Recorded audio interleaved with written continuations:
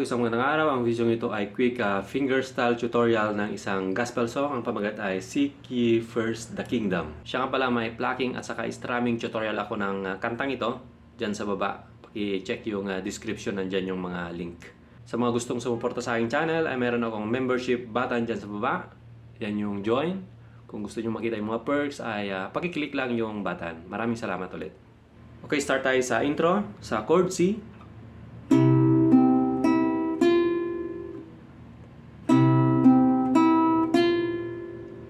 Yan ay bass at saka first string na open. Then second string, balik ka ng first string. Then last ay idiin mo yung first fret nung first string. Yan yung C. Then G, mula C hanggang G.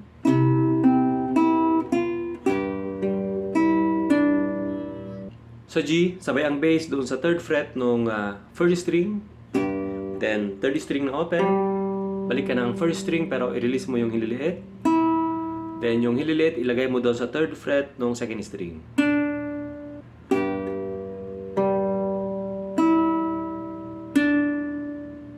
Recap natin mula C hanggang G.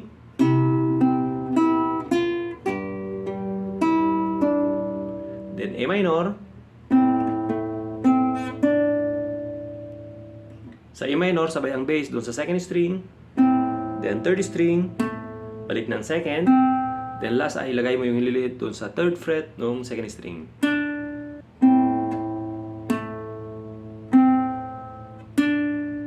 Recap natin mula C hanggang A minor.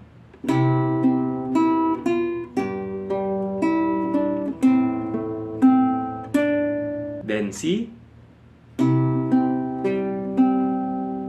Dito sa C, simpleng rolling lang. Yan ay bass, sabay sa first string, then akyat ka ng second string, third string, then balik ka ng second string. Recap natin mula C hanggang C.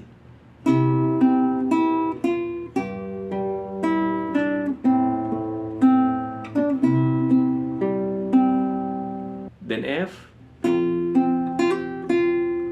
Dito sa F, yun yung part na Hale. Yan ay bass saka first string. Then second string. Then dito sa first string, mag-hammer ka papuntang third fret. Gamit ang hililiit.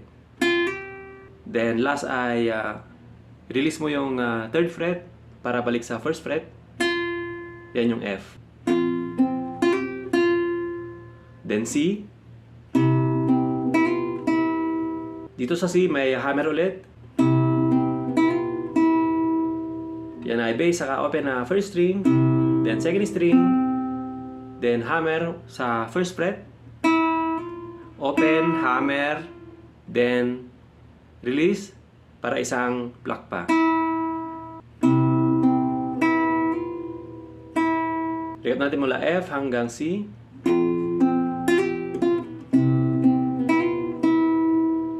Then G. G7. Dito sa G at saka G7, ganito lang. Doon sa G, sabay ang bass doon sa third fret nung second string. Then, third na open, fourth open. Then, balik ka ng second string pero ilagay mo yung hintuturo doon sa first fret. Then, punta ng G7. Sa G7, ganito lang. Bass lang ang idiin mo. So, sabay ang bass sa open na second string. Then, roll ka pataas. Then, third, fourth, balik ng third. Ulitin natin ang G at saka G7.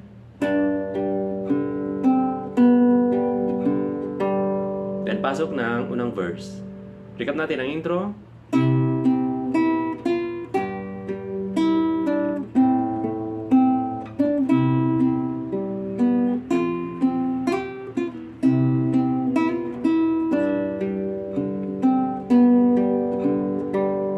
Yan yung intro. Sa unang verse, halos pareho lang yan doon sa chords ng intro. Maliban doon sa mga hammer na nandyan. Kaya nung Seek ye, may hammer doon sa ye. Seek ye first the, meron ding hammer ulit dyan. So, gawin natin. Seek ye first the... Kung paano gawin niya, ganito lang. Doon sa C, sabay ang bass. Doon sa open na first string para sa word na seek. Seek. Seek. Pagkatapos ng bass at saka first string, yung second string naman. Then dito na yung hammer ng ye. Ye. Ye. Seek ye. Then G. First da. Dito sa hammer ng da, first string open ka lang. Huwag mong gagalawin yung second string. I-hammer mo lang yung third fret ng second string para mag-create siya ng sariling tunog niya. Hinliliit ang pwede mong gamitin dyan. Diba? First string open. Hammer mo lang yung third fret ng second string. Ganun lang. Seek ye first da. Recap natin mula C hanggang G. Seek ye first da. Then A minor. Dito sa A minor at saka C wala nang hammer dyan. Kingdom of God. Sa A minor, sabay ang bass at saka second string. Then third, dun sa dam ay second string. Then off ay third fret nung second string. Kingdom of. Then C, God. Simple lang sa C, God. Then F, and He is. Yan ay sabay ang bass dun sa first string. Then second string. Then dito sa first string, mag-hammer ka sa third fret gamit ang liliit. He is. Kalabit, hammer sa third fret, then isang kalabit pa. He is.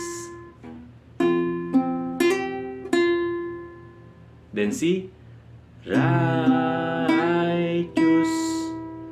Righteous. Dito sa C, righteous. Righteous. Bass at saka open na first string, then second string, then 0 hammer 1, then isang kalabit pa na open, first string. Recap natin mula F hanggang C.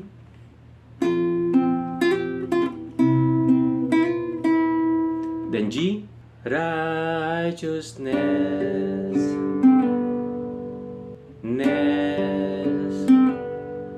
Dito sa may G, may pull off, yung sa second string. Bitawan mo lang. Righteousness. Then G7. Sa G7, ganito lang. Sa G7, sabay ang bass doon sa open na second string. Then, 4th, 5th, 6th na string. Buwelo yan papuntang second verse. Recap natin ang unang verse.